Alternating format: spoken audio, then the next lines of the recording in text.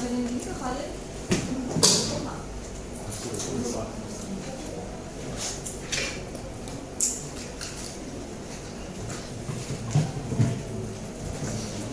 Oke ya, kita mulai.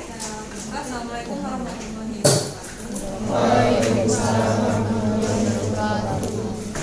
Oke, ini kita sudah mulai masuk ke materi ya, materinya. Tapi, nah kita lihat dulu di sini.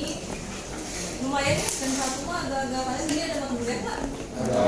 Dari jam berapa? 9.20. Oh jam 7 nggak ada?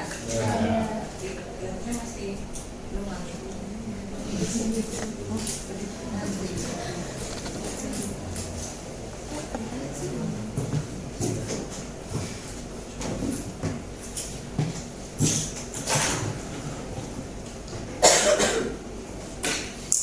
Kita coba dulu pakai monitor baru.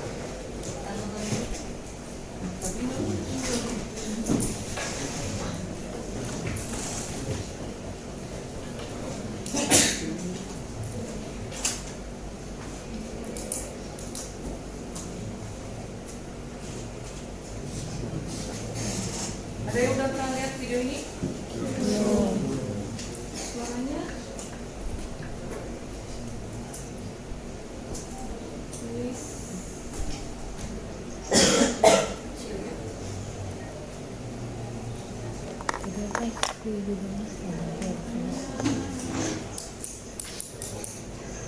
Tunnel led into it from a public park, where its windows could never quite close all the way. Would you trust it with your safety and your privacy? The internet is that house. This is Ya. Jadi kita awali dulu filosofi kenapa harus kita belajar cybersecurity. Ini filosofinya dari ada suatu web, jadi memang dia fokus ke security. Dia mau jelasin kenapa harus apa itu security menurut dia. Ini ada animasinya. Menurut saya ini mudah dipahami, jadi mungkin kalian juga lebih tahu dari video kayak. Would you be comfortable living in a house that someone else had the key to? What if an underground tunnel led into it from a public park, where its windows could never quite close all the way? Would you trust it with your safety and your privacy? The internet is that house. This is not to say never go into the house, but rather you should know the hazards before you store all of your valuables there, and do what you can to protect them. Nah, jadi apa barusan? Sedikit udah ditanya. Punya rumah, kalau mau aman gimana? Kuncinya ada satu. Kuncinya satu. Aksesnya dulu. Aksesnya sekarang punya rumah, aksesnya cuma pintu. Jadi yang lain full tembok. Cuman ada satu pintu buat keluar, buat masuk. Itu aman. Terus pintunya digembok, dikunci, terus tambahin gembok, diteralis lagi, tambahin gembok lagi. Aman. Tapi kurang nyaman ya. Kita nggak ada ventilasi buat sehari-hari kan kegiatannya ada di rumah juga. Ngapa ya? Ada panas, kebayang gitu ya. Sebetulnya kalau mau aman gitu, tapi kita butuh matahari juga kan. Sekarang banyak orang Indonesia itu kekurangan vitamin D gitu ya. Karena apa biasanya? Karena misalnya padahal kita tropis ya, panas, matahari banyak, tapi katanya jadi kekurangan vitamin D gitu ya. Kalau mau aman ya seperti itu gitu ya. Tapi nggak bisa ya. Kita juga pengen nyaman, pengen sehat di rumah. Bisa diibaratkan seperti itu. So why is it insecure, and why can't we just fortify it until it's safe? Well, first of all, the internet was not originally built to be what it is today. It's like someone decided to expand a shoebox into a skyscraper. The internet originally developed when computers were huge and so expensive to own that only universities, big businesses, and a few governments had them. The point, originally, was to let these massive supercomputers talk to each other. And as soon as two computers could send information back and forth, we had a network. The network gradually grew until personal computers emerged in the 1980s, and then it exploded. Soon, people were not just talking to each other, but also exchanging money, playing games, reading news, shopping, and doing everything we associate with the internet today. Other devices started talking to the network too. Phones, cars, refrigerators, elevators, power plants, and much, much more. Yang ini apa? Kan tadinya cuma antara device komputer gitu ya. Sekarang ada yang lain-lain nih. Ini gambar-gambar apa? Mobil, kulkas. Apa tuh maksudnya? Jadi koneksi internetnya gimana? Yang lagi hype sekarang?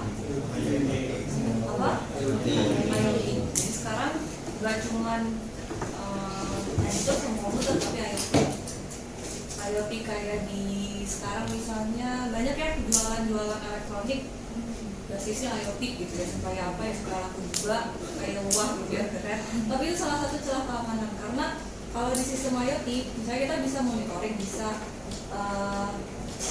pantau jarak jauh gitu ya, tapi nggak mungkin kan misalnya ada di kulkas, storage-nya nggak kan kayak di laptop ya, kulkas kayak SSD misalnya kulkas RAM-nya 16 GB gitu kan mahal lagi kan, lagi mahal lagi. Nah itu IoT pasti storage-nya kecil. Kalau storage-nya kecil, nyimpen sistem keamanannya itu di mana? Itu juga di mana gitu ya? Karena biasanya sistem keamanan setidaknya pakai antivirus pun harus ada storage-nya ya, harus ada tempat buat nyimpen antivirus tadi. Antivirusnya ya butuh storage. IoT itu sekarang fenomenanya adalah celah kecil untuk keamanan tapi sangat bisa. Misalnya ini di rumah ya, ada kulkas, semuanya pokoknya udah smart home gitu ya, tapi karena storage-nya kecil tadi nggak bisa kita nyimpan firewall apalagi gitu ya, berat, tidak ada sistem keamanannya. Tapi kemana si kulkas itu terhubung? Kan IoT ya, jadi dia ada koneksi ke internetnya. Internetnya di mana ya? Pasti jaringan di rumah. Jadi hacker atau siapapun hacker, dia kalau udah masuk misalnya bisa akses jaringan yang terhubung ke si kulkas tadi, ya udah kulkas kan terhubung ke jaringan rumah. Jadi celah kecil, tapi bisa jadi jalur yang lain. Kayak tadi bikin tunnel sedikit supaya nggak kelihatan, tapi bisa kan akses ke semuanya. Jadi sekarang fenomenanya adalah gimana cara untuk mengamankan IoT ini yang bisa membantu kita, manfaatnya besar, tapi gimana mengamaninya.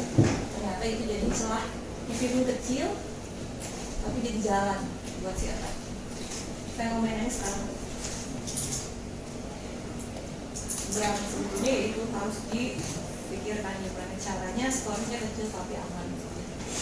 But the ease of all those devices talking to each other came at a price: security.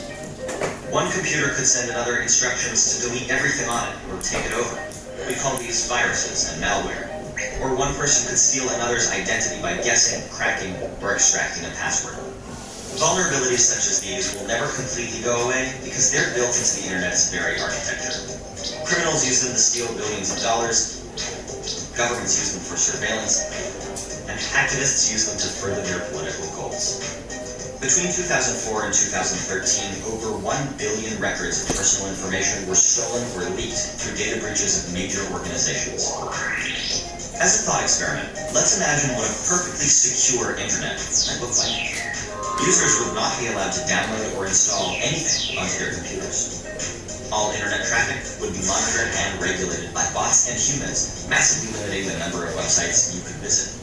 In order to log onto a website, you'd have to type in a 100-character password, submit a genetic sample, and whistle a tune. The servers that hold data would be kept in heavily armed fortresses on the moon. And even with all these safeguards in place, some clever hacker would almost certainly still find a way in. The good news is, even with our flawed internet, there are simple things you can do to protect yourself. And there are a lot of people committed to making the internet more secure.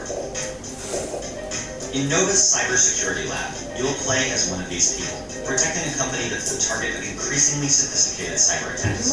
You must continuously strengthen your defenses to thwart these attackers. You'll do this by completing challenges that will give you basic coding abilities, help you spot scams designed to trick you into giving up your secrets, and teach you how passwords are cracked and strengthened. The house that is the internet may be built on a shaky foundation, but it's been a home to innovation and an unprecedented free exchange of ideas. It's up to us to make it livable in spite of its flaws.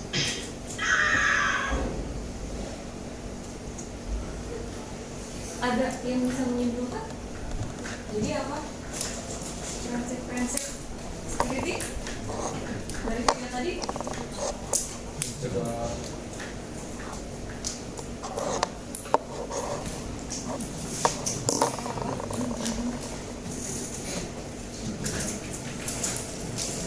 Pada waktu kita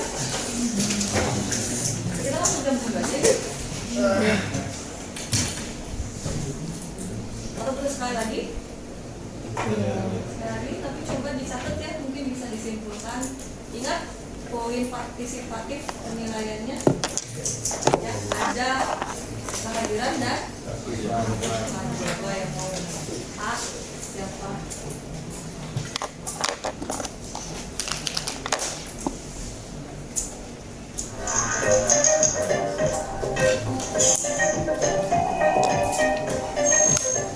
Would you be comfortable living in a house that someone else had the key to? What if an underground tunnel led into it from a public park, where its windows could never quite close all the way? Would you trust it with your safety and your privacy? The internet is that house. This is not to say never go into the house, but rather you should know the hazards before you store all of your valuables there, and do what you can to protect them. So why is it insecure, and why can't we just fortify it until it's safe? Well, first of all, the internet was not originally built to be what it is today.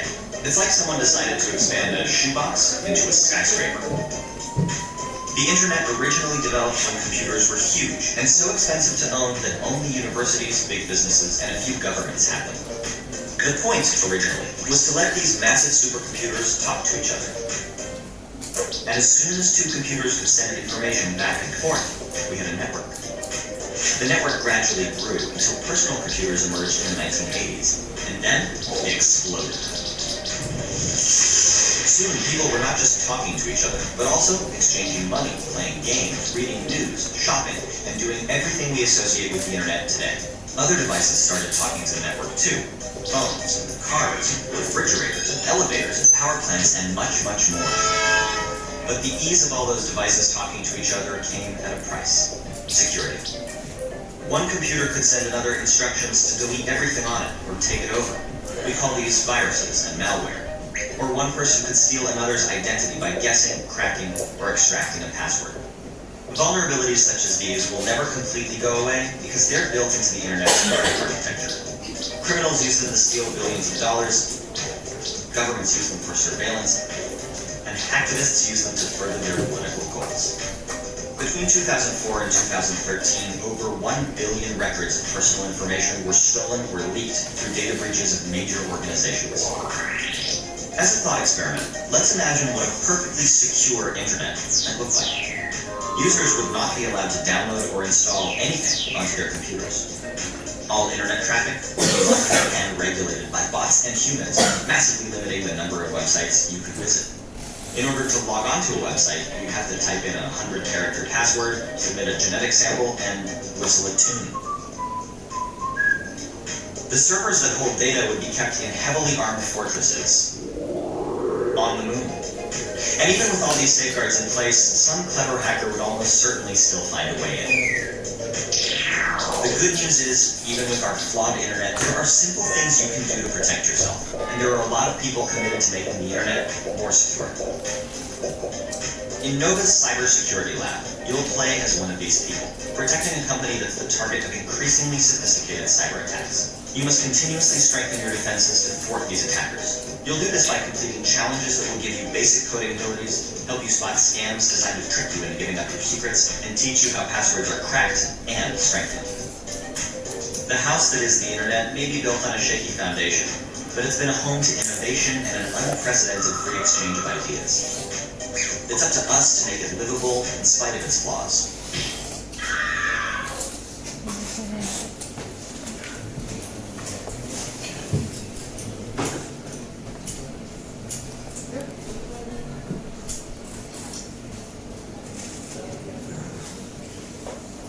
Oke, siapa yang mau menyimpulkan?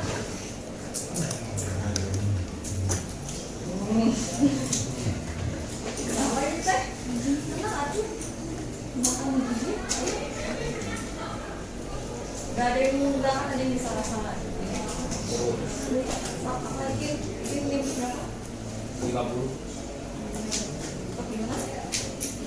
Jadi prinsip dasarnya sebenarnya cyber security atau keamanan data dan jaringan itu walaupun sebenarnya di internet itu kan aksesnya bisa dari mana aja gitu, itu nggak sepenuhnya aman juga, tapi setidaknya prinsip cyber security itu kayak software yang ada gitu untuk mencegah kehilangan data personal di industri gitu, mau keuangan juga atau data lainnya. Tetap ada caranya untuk melindungi, tapi tidak sepenuhnya aman juga balik lagi. Ya, tadi kan kalau mau aman tadi ada yang gambarnya taruh servernya di mana? Itu nanti tutup aja. Datang kan dia? Oh, datang aja tetap. Ya, jadi ya prinsipnya gitu. Kita bisa misalnya minimal di laptop aja yang wajib apa pasang antivirus pasti sekarang kalau beli laptop udah ada yang minimalnya antivirus, karena apa, di host di device end user itu paling banyak sekali ditemukan yang virus ya. Minimalnya itu. Ada lagi yang mau nambahin lagi? Mungkin dong. 49. Mungkin karena filosofi dasar dari internet itu bukan tujuannya bukan untuk hal umum, untuk perusahaan besar dan universitas, jadi sehingga filosofi itu maksudnya apa awalnya? Ya awalnya jadi internet itu bukan untuk hal umum, sehingga keamanan untuk itu teh masih kurang. Jadi tapi dengan berkembangnya pesat internet kayak IoT dan lainnya harus dibarengi dengan perkembangan cyber security juga, supaya mengimbangilah perkembangan pesatnya dari smart home, smart city dan lain-lainnya dengan keamanannya juga. Intinya sih internet di awal mulanya hadir untuk kebermanfaatan ya, sama kayak IT. Kita masuk ke situ.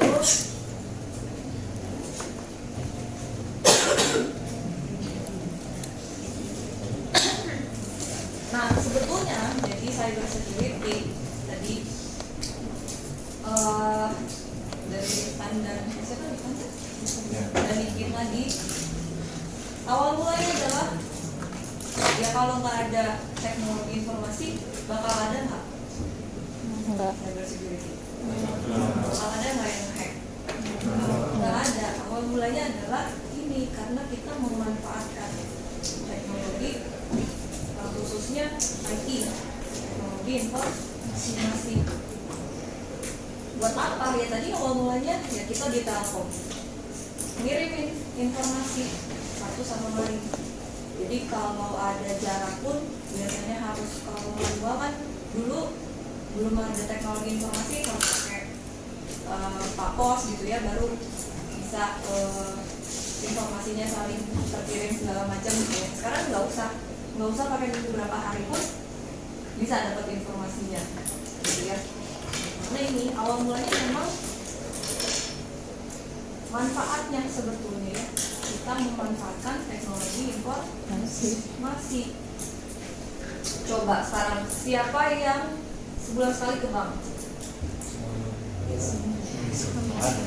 Ke bank main di bank. Kalau ke ATM?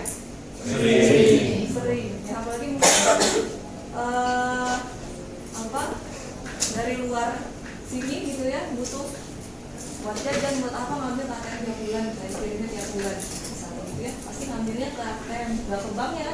Iya nggak? Iya. Dulu di Indonesia khususnya ATM itu susah diterima. Kalau kalian mungkin zaman siapa ya, mungkin zaman kalian udah biasa kan ATM, udah percaya aja sama ATM. Dulu awal mulanya ATM di Indonesia nggak diterima. Sekarang gini, kalau dulu itu awalnya kan nabung ada tellernya, sama teller, angkanya dimasukin sama teller. Kalau ada yang salah, nyalain siapa? Kalau ke ATM, salah sendiri. Gak bisa. Siapa nih? Kita harus ke siapa? Nah dulu tuh yang balik lagi regulasinya memang belum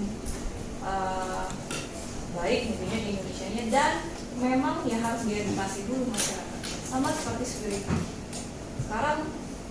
Sampai sekarang pun masih perlu diedukasi. Tidak semua paham pentingnya kita mempelajari keamanan, khususnya di informasi ya, cyber security.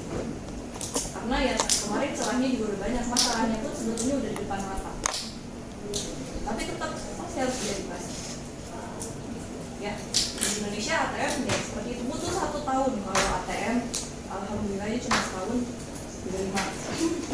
Kalau cyber security sampai sekarang pun ya, ke pemerintahan saya waktu S2 kebetulan pernah, jadi zaman dulu saya itu masih rame-rame IKTP, kita ngajuin metode buat ngamanin, terus dijawabnya apa sama pemerintahnya, lah ini kan metodenya nggak umum loh.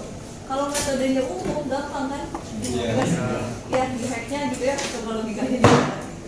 Tetap di pemerintah pun harus edukasi lagi gitu. Jangan ya, kita makin tua juga tetap harus cari ilmu yang baru, tetap ada ya. Coba logikanya gimana gitu loh. Ya saat itu udahlah ngapain gitu ya, ngasih tahu pemerintah, mereka aja juga gitu ya. Itulah gitu ya. Sekarang efisiensi di mana-mana ya. Begitulah makanya, jadi memang edukasi dia dari atas sampai bawah memang harus mau diedukasi ya. Itu terus handphone. Kalau dompet ketinggalan di rumah, kalian udah setengah jalan mau ke kampus, balik lagi nggak? Kalau handphone udah nyampe sini juga bisa aja balik lagi ya? Ada nggak ya? Yang pernah?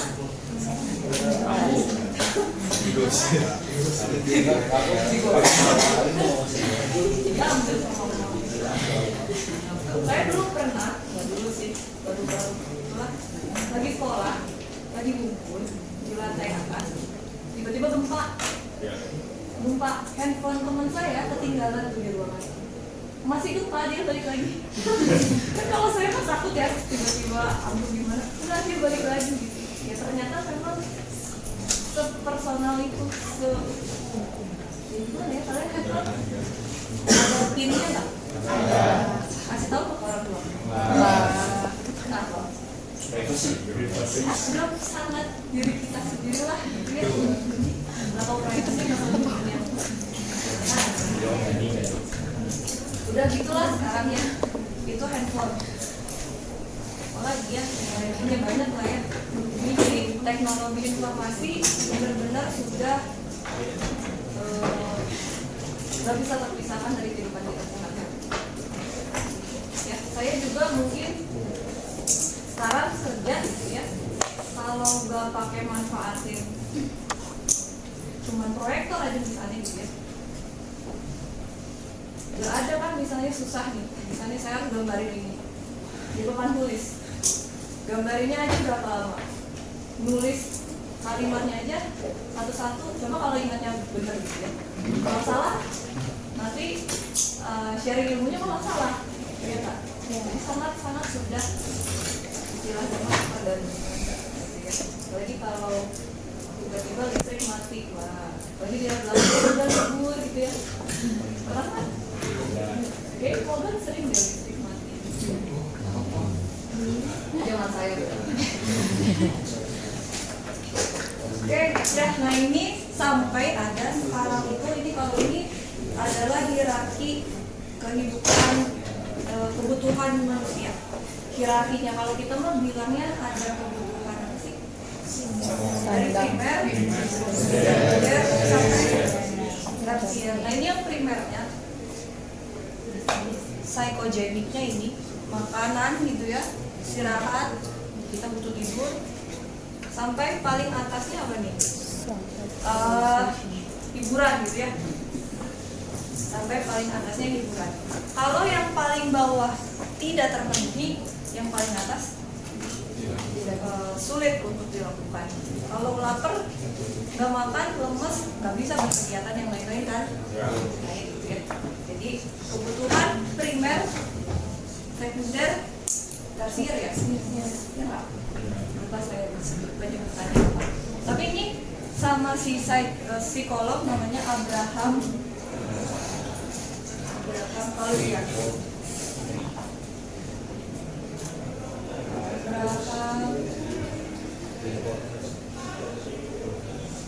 Maslow itu seperti itu ya, sama aja kayak kebutuhan primer, sekunder, tersier. Tapi ternyata hierarki ini sekarang digeser. Yang paling inti dari intuisinya lagi adalah nyata. Kalau nggak ada wifi, nggak bisa hidup. Misalnya nggak bisa membawa food gitu, atau ya pokoknya kalau nggak ada wifi, kalian pernah nyari tempat main, tapi kalau nggak ada wifi-nya nggak jadi. Pernah nggak? Sekarang ke kafe pasti sekarang udah pada ada wifi-nya sih ya. Ada yang nggak ada wifi tetap pulang lagi. Oke, sekecil-kecilnya sekarang ada wifi ya. Tapi kayaknya kalau nggak ada ini juga. Wifi kalau nggak ada listrik, ya nggak bisa ya, nggak berfungsi. Semua device kita ada komponen aktif ya kan, harus butuh power gitu. Mungkin kalau di kelas suka rebutan nggak? Aduh saya mau dudukin dekat colokan kalau di sini nggak sih buat colokan gitu ya. Ya HP-nya iPhone dulu. Cepat habis baterainya gitu. Jadi sekarang ternyata ya ini bukan secara psikologi ya, tapi ini dianalogikan kayaknya kalau nggak ada wifi, nggak ada listrik gitu ya, sekarang tuh kayak udah jadi kebutuhan pokok malah gitu. Di rumah sekarang misalnya pindah rumah yang dicari sekarang mau masang wifi-nya di mana gitu. Kadang gitu ya, kadang-kadang pada umumnya sekarang gitu. Jadi udah bergeser, benar-benar IT itu sekarang nggak bisa kalau terpisahkan dari tiba-tiba listrik mati. Listrik penyedia siapa sih di Indonesia? Ada swastanya nggak? Nggak ada ya. Kalau Telkom mah ada swastanya. Kalau telekomunikasi listrik mah cuma PLN di akuisisi ya. Kalau kalian terus dari sini ke PLN lumayan lah, soalnya nggak ada apa namanya saingan lah. Kalau secara listrik dia sangat berkuasa. PLN matiin aja semuanya pasti demo, semuanya pasti ya susah ya kita hidup tanpa informasi yang awal bisa dari. Nah ini jumlah pengguna internet di Indonesia itu sangat luar biasa banyak ya. Ini 200 satuannya juta ya, juta. Nah bahkan di sini kelihatan deh pengguna SIM card itu mau pakai ISP-nya apa aja ya, Telkomsel apa segala macam. Lihat nih, penduduk populasinya itu Indonesia 227 juta, tapi yang pakai SIM cardnya 340, lebih jauh, lebih banyaknya juga 100 juta ya lebihnya. Jadi seorang ada nih sekarang handphone yang dua SIM card ya, atau yang orang buat handphone, yang businessman satu buat apa, satu buat alat. Ada di gila. Tapi ini kita nggak tahu ya, maksudnya SIM cardnya ini yang pernah aktif, apakah sampai sekarang masih aktif atau lain.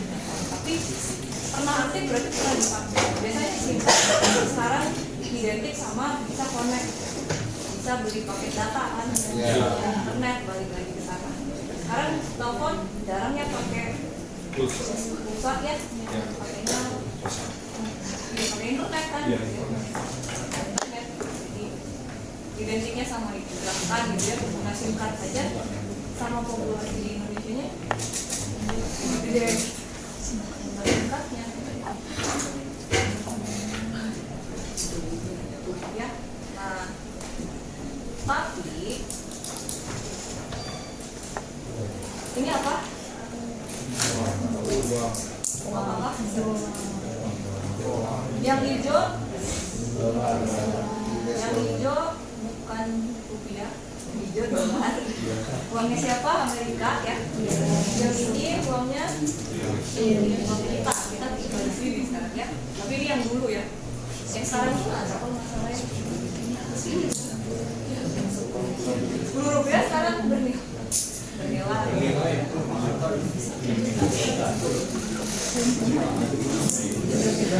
Oke, coba kita lihat ya. Di sini tulisannya apa? $1 ya, $1 US ya. Tulisannya apa? In God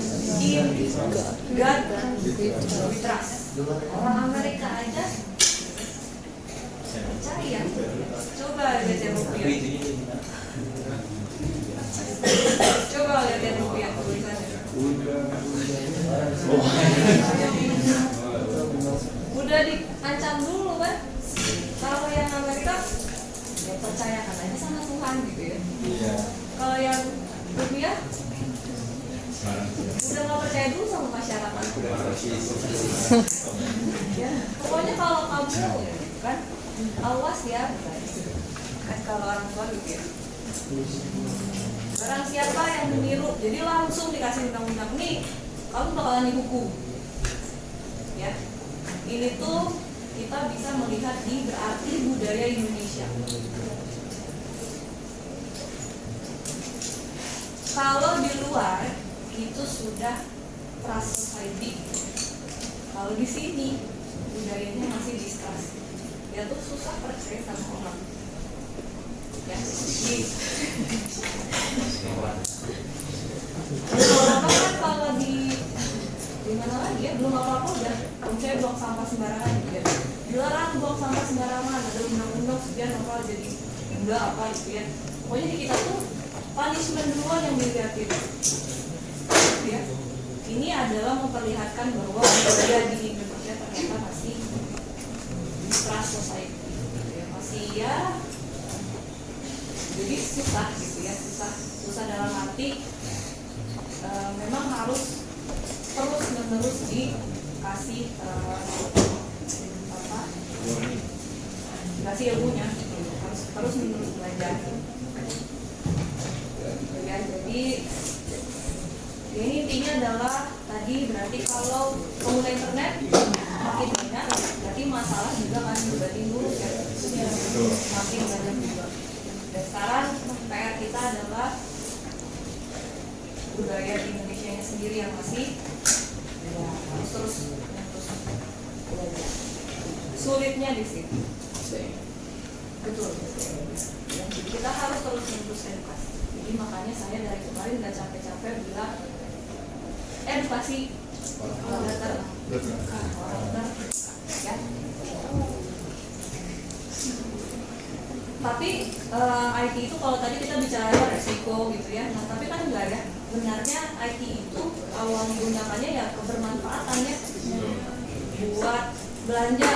Sekarang misalnya tiba-tiba besok butuh apa gitu ya, tinggal bisa di gosen misalnya datang gitu ya, nggak usah kita sampai cari sampai malam harus kemana keliling-keliling capek waktu gitu ya, sekarang sambil scroll dapat gitu ya. Terus apa yang paling berasa kalau saya makan ya, aduh lapar, cari deh gitu scroll dapat makanan kenyang gitu ya, nggak usah nunggu misalnya kalau dulu ke tukang sayur dulu, masak dulu, wah udahlah ya lemes duluan baru kenyang gitu ya. Kalau kalau enak gitu ya.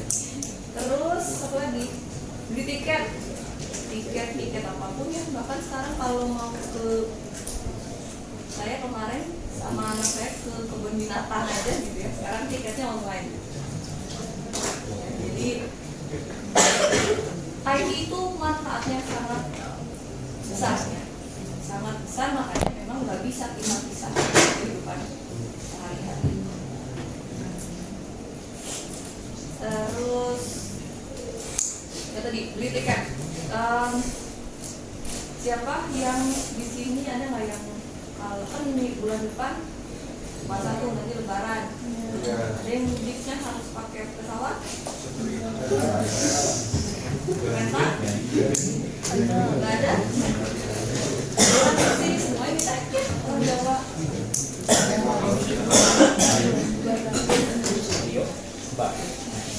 Atau misalnya harus pakai kereta pun ya misalnya. Beli tiket biasanya online. Nah, online itu katanya sekarang udah rebutan ya buat lebaran. Susah katanya sekarang. Jadi kalau detik-detik mau lebaran ya nggak ada buktinya. Nah sekarang gimana kalau servernya down? Kereta selain KAI apa? SIJ cuma itu doang. Ke Jawa, ke Bali, ke Jawa belakang sana, Jawa Timur, Jawa Tengah nggak ada ya KAI servernya down. Salah mabuk ya. Mau lebaran nih saya gitu ya, nggak bisa pulang, gimana saya harus jawab. Makanya kemarin saya pernah lihat berita yang ada ibu-ibu minta diduluin ya karena meninggal. Iya, siapanya meninggal gitu ya. Lah nggak bisa gitu ya. Apalagi ini udah servernya wah nggak bisa. Ya. Jadi selain tergantung sama sistem IT, berarti sistem IT ini harus selalu tersedia, harus available. Ini nanti kita belajar sama prinsip-prinsip keamanan. Salah satunya adalah availability. Kita bahas ya.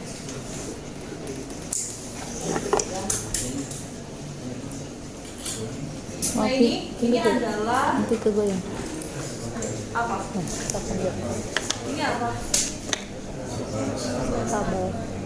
Ini adalah gambaran server di Indonesia. Jadi di sini itu sistemnya, daripada kalau nemuin sesuatu ya, daripada memperbaiki karena udah pusing lihatnya duluan gitu ya, mending beli yang baru. Nah itu tuh kan sebetulnya tidak efisien ya. Kalau ada yang rusaknya cuma misalnya di salah satu port karena ada tikus di kabelnya misalnya, itu ngapain beli baru misalnya ya. Nah ini makanya Indonesia harus diedukasi terus-menerus dari servernya aja seperti ini simpanan. Saya pernah ke servernya Polri, gedungnya bagus, aslinya dingin banget. Memang server kan harus dingin ya, biar alat-alatnya. Tapi memang si kabelnya tuh wah di sana memang pusing. Padahal baru beberapa lemari aja, belum semuanya. Tempatnya gede banget, bagus. Tapi manajemen pengabelannya seperti itu. Jadi memang banyaknya ujung-ujungnya pendanaan lagi pembaruan. Jadi itu karena ngelihatnya udah pusing duluan. Apalagi kalau orangnya baru lagi, beda lagi. ya. Itu salah satu ya, balik lagi budaya kita ya. Jadi yang paling penting adalah bagaimana kita menumbuhkan kesadaran ya. Tadi selain ya edukasi pastinya, tapi kita sendiri harus sadar ya. Oke, nah ini mengenai kenapa ada keamanan atau cyber security itu ya. Ini tidak ada.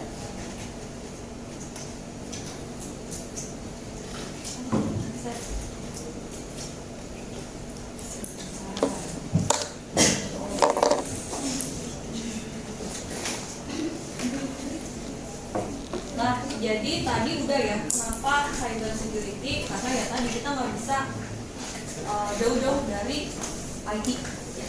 Karena memang sudah jadi bahkan handphone sudah privacy sifatnya ya, pribadi. Nah ini adalah konsep pengamanan itu sendiri, itu ada yang namanya security life cycle ya, life cycle. Dimulainya dari mana? Dari sini, dari assess dulu ya, atau assess dulu. Kalau kita mau mengamankan sesuatu ya kita harus tahu dulu kan apa yang sedang kita amankan ya. Kayak kemarin saya contohin yang sepeda gitu ya. Kalau sepeda 300.000 kayaknya pakai gembok juga nggak perlu misalnya gitu ya. Nggak usah lah. Atau ditaruh di halaman rumah juga nggak apa-apa misalnya gitu ya. Jadi kita harus tahu apa yang kita amankan, yang disebut sebagai aset. Jadi kita harus tahu dulu aset kita itu apa. Asetnya apa, yang mau kita amankan itu apa. Nah setelah kita identifikasi asetnya, kita cari tahu nilai. Tadi punya sepeda harganya 300.000. Kalau mau dikasih gembok ya rumusnya yang 50.000 lah misalnya. Di value-nya dulu dari asetnya dapat ke nilai dari aset tersebut. Jadi kita data dulu, terus inventarisir berapa nilainya si aset tadi. Ya. Nah, ternyata kalau di IT ini tricky juga. Maksudnya apa? Ya, sekarang misalnya web, kita punya macam-macam web. Kalau webnya web perbankan jelas pengamanannya harus ketat, ya nggak? Sepakat ya? Kalau website pemerintahan KBB, kita di KBB kan, KBB misalnya, isinya adalah apa ya? Pernah lihat ya?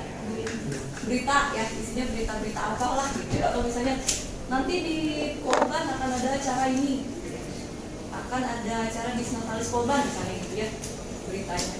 Perlu nggak dikasih pengamanan? Perlu. Isinya berita-berita. Perlu nggak? Siapa yang bilang perlu? Perlu, yang lain nggak berarti? Atau absen? Perlu nggak nih? Isinya berita. Sekarang bupati ini siapa? JJ. Sekarang nama bupatinya JJ dilantik. Butuh pengamanan nggak? Sementara misalnya ada hacker diganti JJ-nya jadi Jojo, wah itu tidak ada tahu siapa, ya nggak? Itu nggak kira-kira?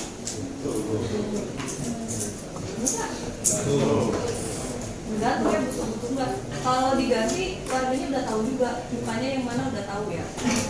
Ya udah tahu, bapak udah tahu ya. Kalau nggak tahu juga ya nggak masalah ya nggak sih? Ya nggak. Paling ya Pak JJ-nya yang agak-agak marah gitu ya. Yang lain ya biasa aja kan. Ya nggak. Atau warganya marah juga. Untuk saya ya udah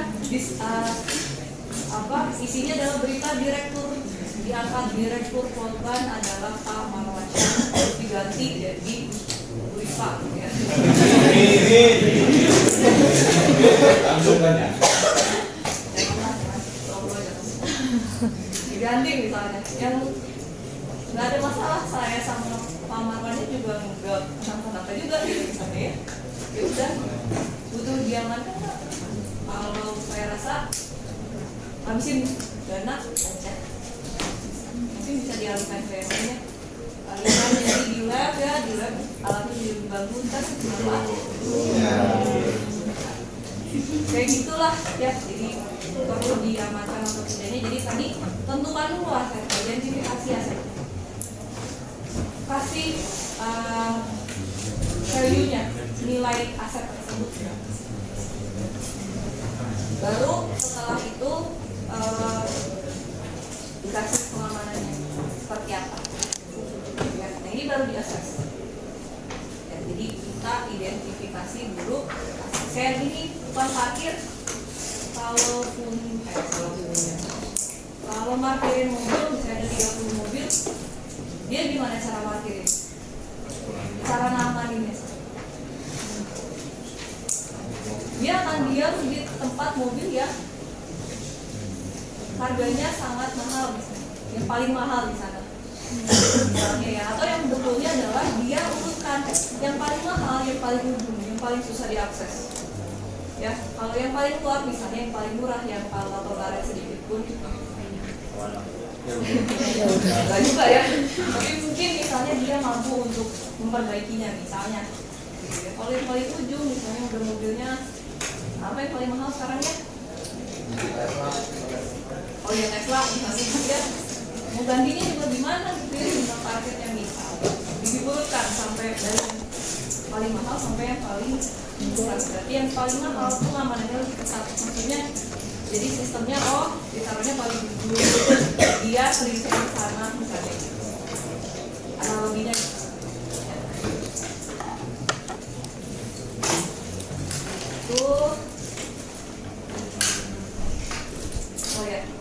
Kita itu kan lebih ke IT-nya ya, lebih paham IT. Misalnya kalian nanti kerja di bidang security, tapi suruh ngamanin data perusahaan apa ya, asuransi misalnya. Kalian tahu nggak nilai informasi mana yang ini ada di levelnya mahal, ini murah, segala macam. Biasanya kan orang IT ya nggak tahu, saya pokoknya pakai teknologi ini, ngamaninnya gini. Yang tahu adalah biasanya ya usernya, ya si orang yang memang paham sama tadi informasi mana yang memang paling mahal dan paling murah. Jadi memang kadang orang IT ya harus apa namanya masih pemahaman dulu lah. Ya kita edukasi dulu, disebut sebagai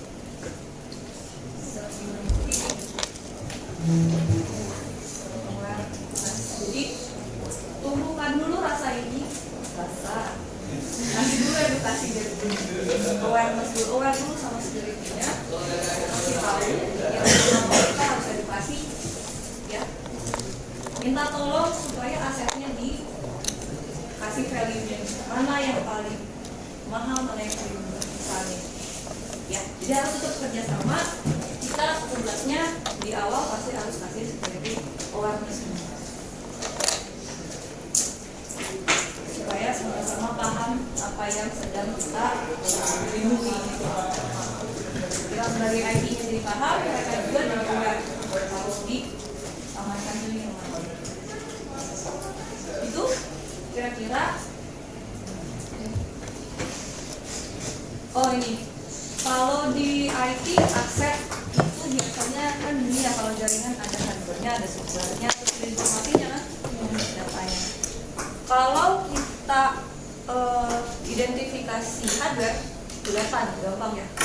Misalnya di server, kalau ada mainframe-nya, ada switch, kelihatan ya harganya berapa, kita searching aja.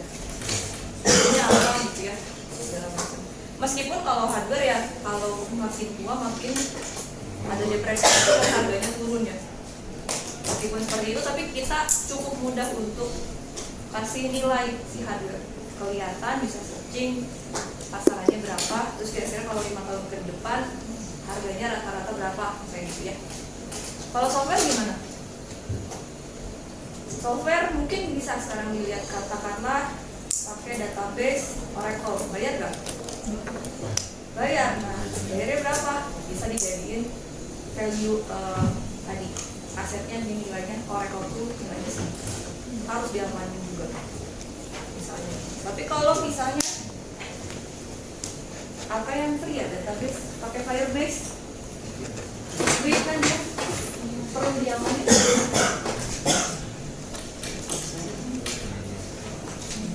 Perlu nggak?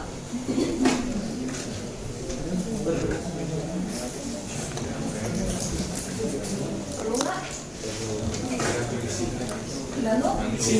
Tergantung isinya, datanya kan database, berarti isinya adalah informasi tadi ya. Nanti ke sini hubungannya. Jadi software juga meskipun dia free, ternyata ada elemen lain yang harus kita nilai, isinya lagi. Oh ternyata ada informasinya, datanya. Kalau informasinya pernah cerita ya, saya sakit batuk pilek, itu diamankan? Ya. Kalau informasinya apa tadi teh? Bipolar, perlu diamankan nggak? Ada juga yang nggak sih?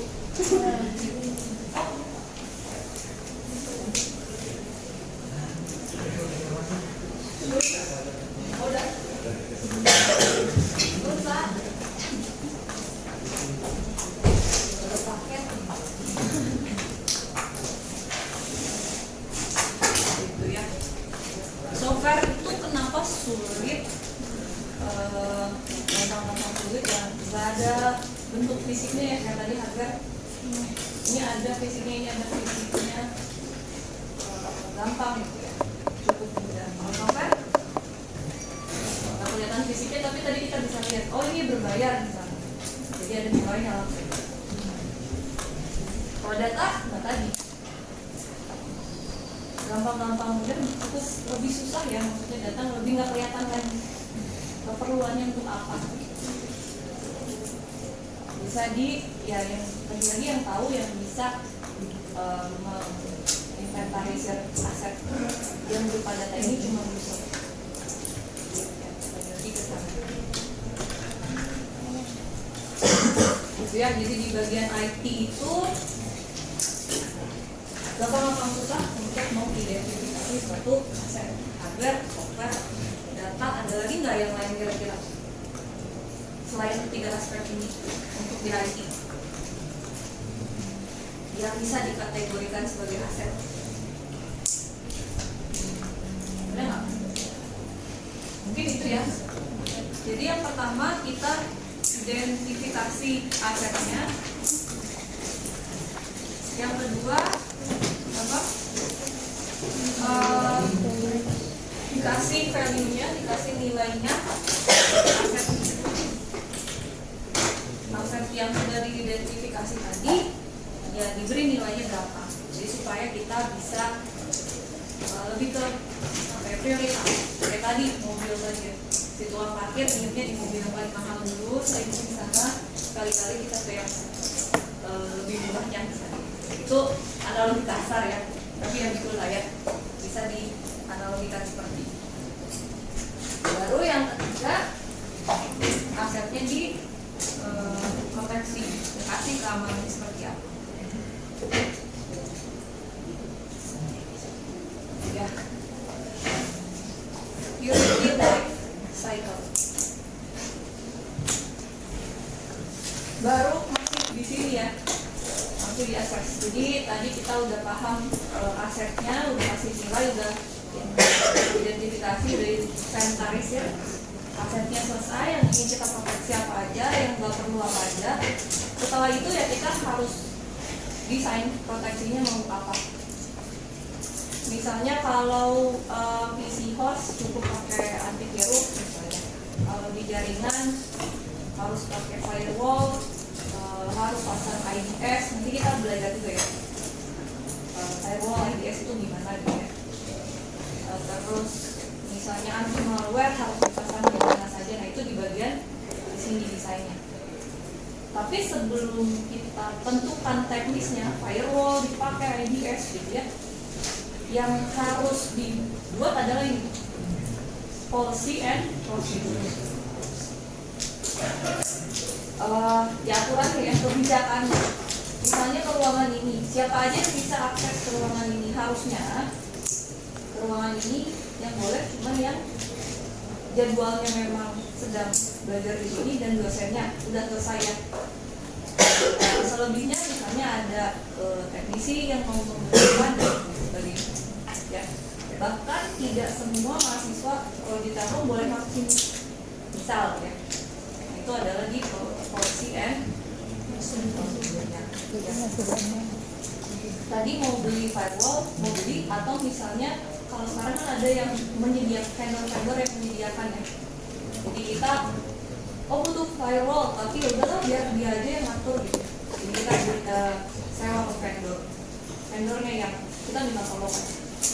Ya, itu ada di policy and kebijakannya.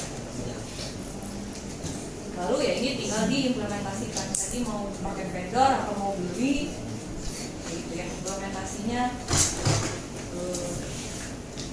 gimana? Dipasang firewall langsung, kita punya atau beli atau pakai vendor. Nah, maintain sama kayak kalau dianalogikan kita udah makan teratur, tidur teratur, pola hidupnya bagus misalnya ya, udah minum vitamin, tahunnya kena juga sakit. Pernah nggak gitu? Merasa sudah sehat gitu ya, sudah pola hidupnya sudah bagus, tapi sakit-sakit juga. Nah, spirit itu juga sama, udah diprotek, udah dimonitoring setiap saat, misalnya real time sudah dimonitoring, tapi kena juga. Karena tadi celah-celah kecil itu banyak.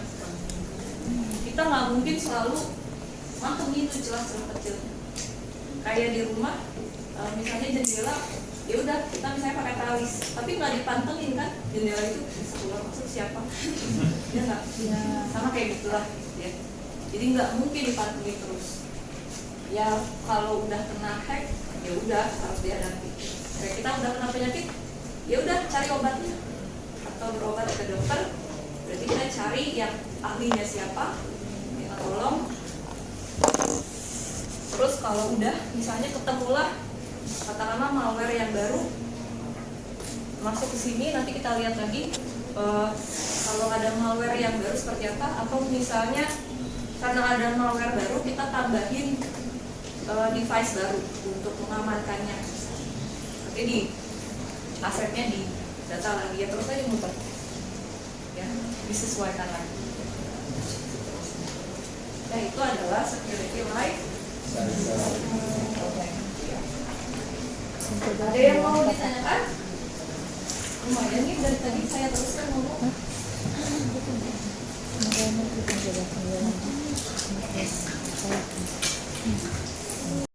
Ya.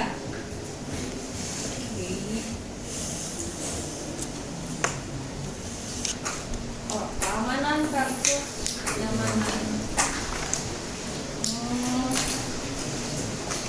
Sekarang pintu ini pakai fingerprint, kalian jadi kurang nyaman karena nggak bisa kunjung.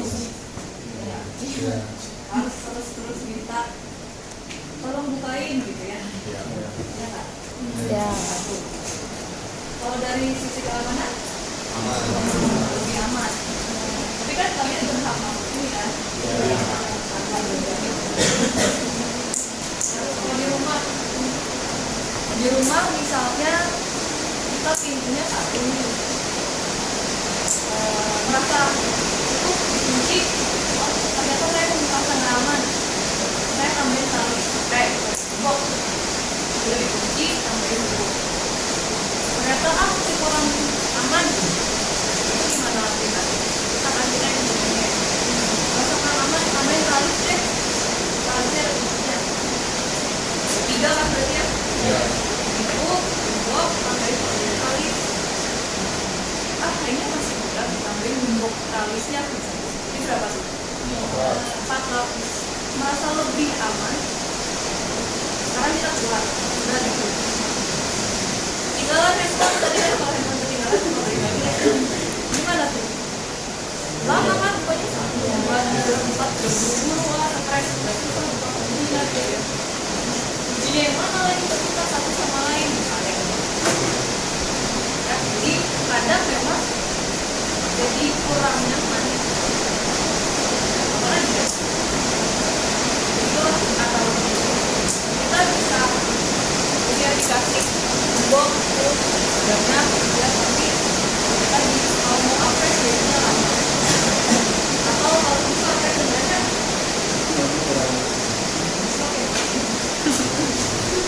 kalau kita ke ATM sekarang pakai apa? Suinya terpaksa. Kalau tadi di video ya, kalau kita mau akses format berapa? 100 bisa cuma 8. Ya, ditambah lagi apa? Ditambah lagi saya fingerprint. Yang paling gampang ya, saya sekarang fingerprint bisa lagi dimasukin ke HP. Bisa kan?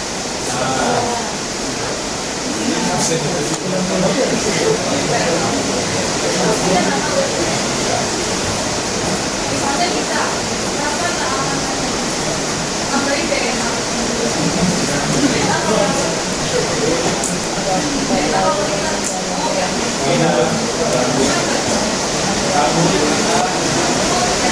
Jadi kalau ATM tapi cerita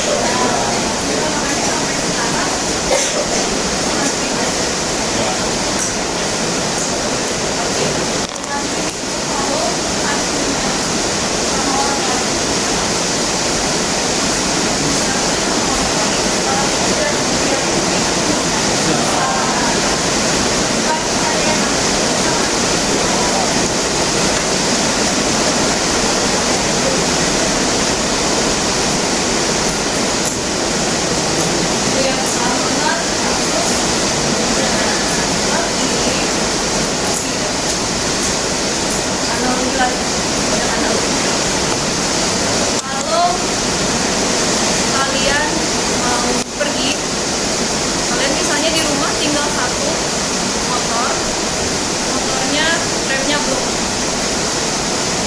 mau pesan Gojek misalnya, itu lama nanti kapan Gojeknya nyampe misalnya. Mau jalan kaki dari rumah ke kampus kapan nyampainya ya? Kira-kira mau nggak mau pakai motor itu kan? Tapi gimana? Remnya belum? Pelan-pelan kan? Jadinya pelan-pelan 10 km per jam nyampainya kapan? Kalau nanti direm ada kucing lewat gimana? Dibantu pakai kaki kayak naik sepeda pakai kaki diremnya misalnya. Itu gimana? Kita jadi nggak pede kan? Kenapa? Sistem keamanannya nggak ada. Remnya beda lagi kalau motornya kita yakin sudah diservis, remnya aman, pakainya lebih nyaman kan? Ya nggak? Kitanya lebih pede. Saya nggak akan 10 km per jam lebih supaya tepat waktu misalnya. Ya nggak? Analoginya gitu. Jadi keamanan itu bisa bikin kita malah lebih eksplor karena kita yakin sistem kita sudah aman.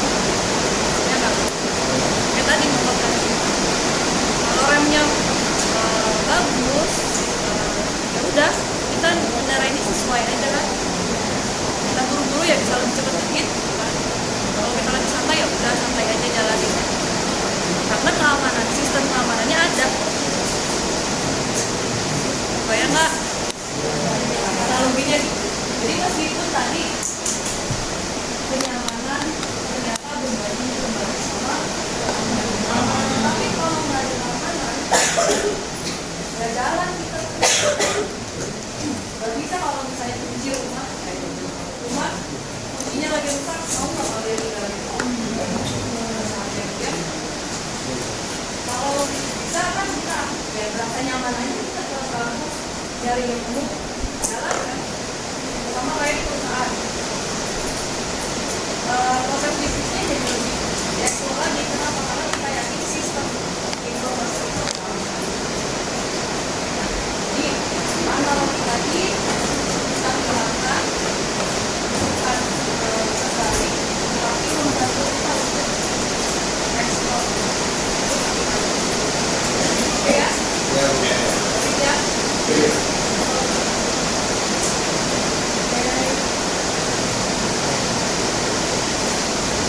Jadi udah lebih ke realistis.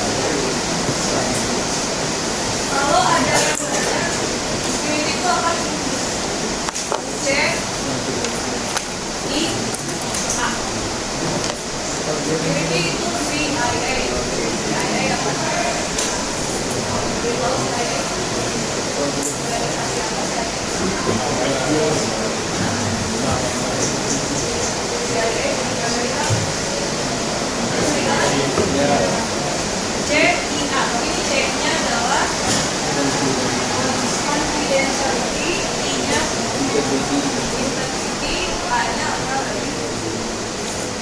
Confidentiality itu adalah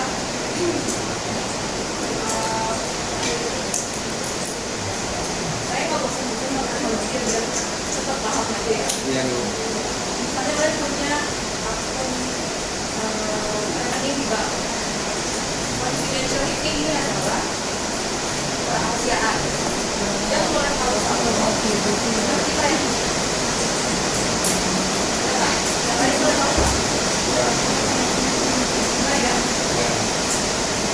Jadi confidentiality itu adalah identik sama kerahasiaan. Jadi yang bisa akses informasi itu cuman yang punyanya aja, cuman yang punyanya aja, kayak yang berhak.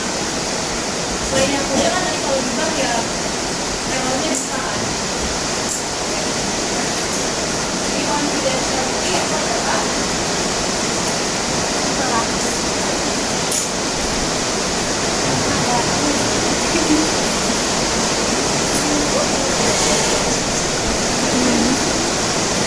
confidentiality adalah apa tadi? Rahasia.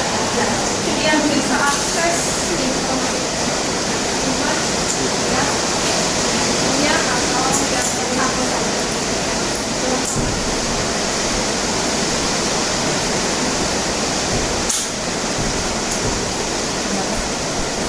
Ini adalah bahasa Indonesia apa?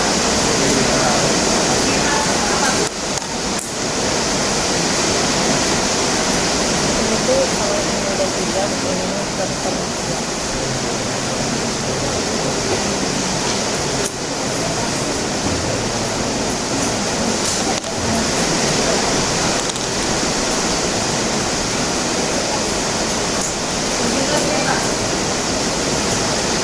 Informasi data tadi data saldo rekening bank itu yang boleh buka cuma internet.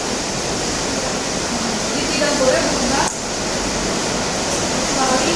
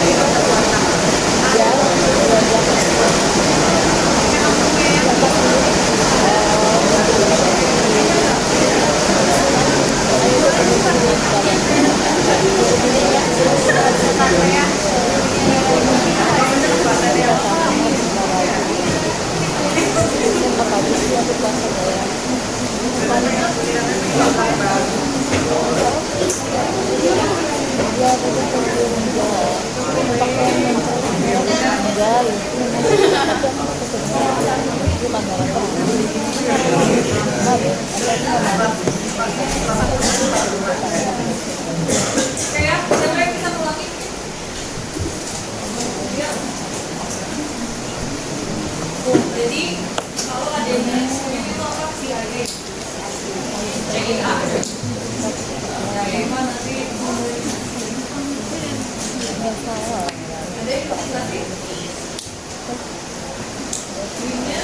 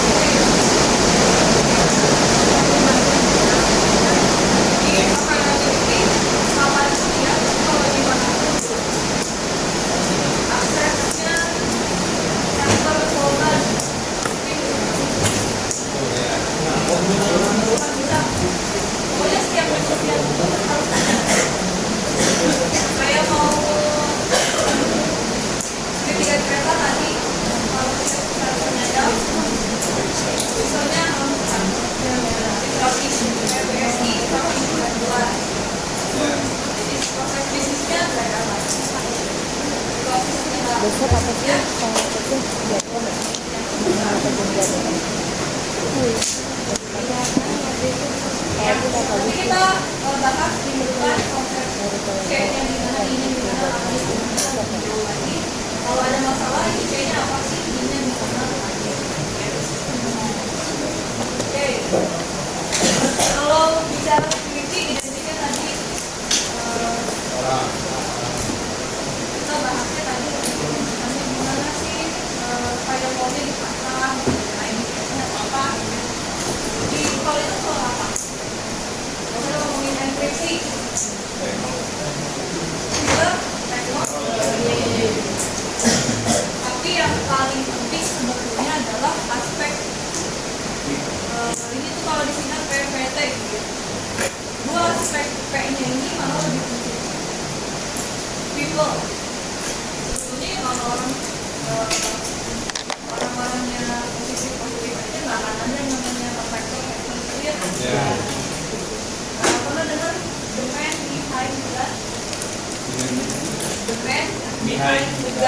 Yang operasi inggannya orang, inggannya ini dia bisa positif, bisa negatif kan? Tapi gimana siapa? Tergantung siapa. Orang yang belakang inggan itu yang pegang kan? Itu pegang polisi. Oke, memang mereka boleh. Tapi ada ternyata yang salah. Itu gimana orang? Ternyata aspek terpenting adalah itu. Mennya gannya itu teknologi ya. Jadi balik lagi ini adalah kita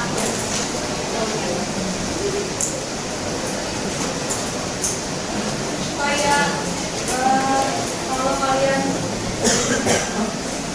kena hack gara-gara ngasih tweet ya, orang bukannya kena penipuan tapi karena dia sendiri yang aktifnya OTP-nya yang dikasih ya yang kita ngasih karena dia ngasih OTP-nya sendiri kan itu kira-kira karena apa? Nggak tahu. Teknologinya bukan kenapa orang? Tidak paham. Kurang aware. Kurang edukasi. Kurang aware. Berarti like no? Baik saya.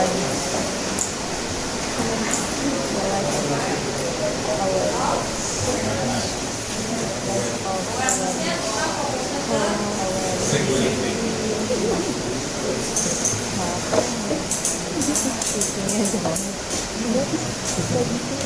karena nggak tahu, karena yang dia tahu pihak bank itu beneran pihak bank bukan segitu ya, karena ketidaktahuan. People ini sebetulnya aspek yang sangat penting. Selain teknologi tadi ya, sebetulnya teknologi pendukung ya, tapi people ini adalah kuncinya.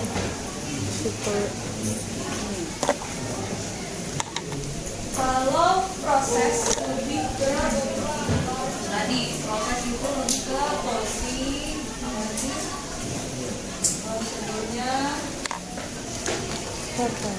apa?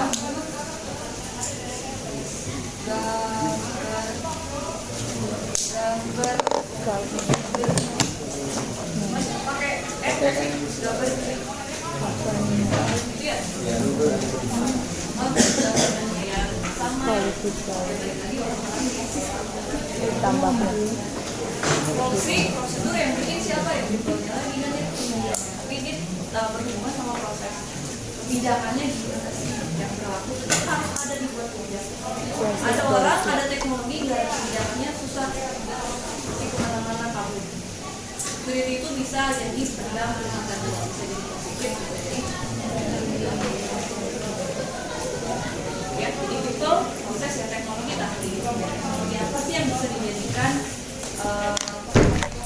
pengamanan di banyak media? Kita bahas di security aspek PPT, people, proses. Oke, teman, sampai sini. Teman-teman ya. Kalau tadi aspek security-nya berdasarkan people, proses, teknologi. Kalau ini nanti kita lihat kalau berdasarkan topologi di jaringan. Paling akhir ada user sering disebut sama host gitu ya. Di host kira-kira yang sering kena gangguannya apa? Apa security? Malware ya. Terus yang paling basic banget kan setiap beli laptop harus pasang antivirus ya. Virus juga masuk ke bagian antivirus ya. Meskipun kalian kayaknya nggak ada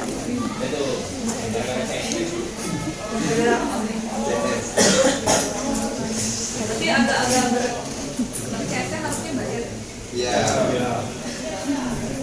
Harusnya jawabannya ini. Ya. Terus setelah host yang menghubungkan host apa berarti? Networknya ya. Jadi kalau di network ada apa? Attack-nya bisa ada antar host mau tukar informasi di tengah jalan, ada yang ngintip, ngirim informasinya dibaca, kemudian bisa ada yang mengumpulkan informasi ID sama password bisa ada ya, itu dinamakan terus. Nah, kita udah pakai host, ada networknya udah terhubung. Biasanya kalau tukar informasi ada apanya? Ada aplikasi.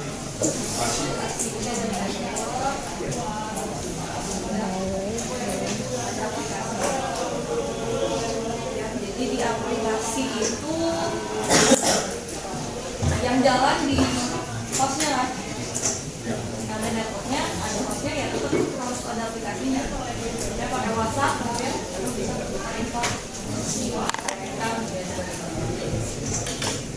Yang ini yang tadi yang saya ceritain IoT. Kita udah bagus nih laptop device-nya sudah sangat aman, pakai segala macam pengamanan. Laptopnya udah bagus, udah semua dipasang. Tapi aplikasinya pakai IoT. Karena tadi IoT storage-nya kecil, udah bisa dipasang. Security-nya dipasang. Tetap ada salahnya. Jadi ini berdasarkan bisa dari hostnya, bisa dari networknya, bisa dari aplikasi. Oke, ada yang mau ditanyakan sampai sini? Terima kasih. Ada yang mau dibahas? Kita?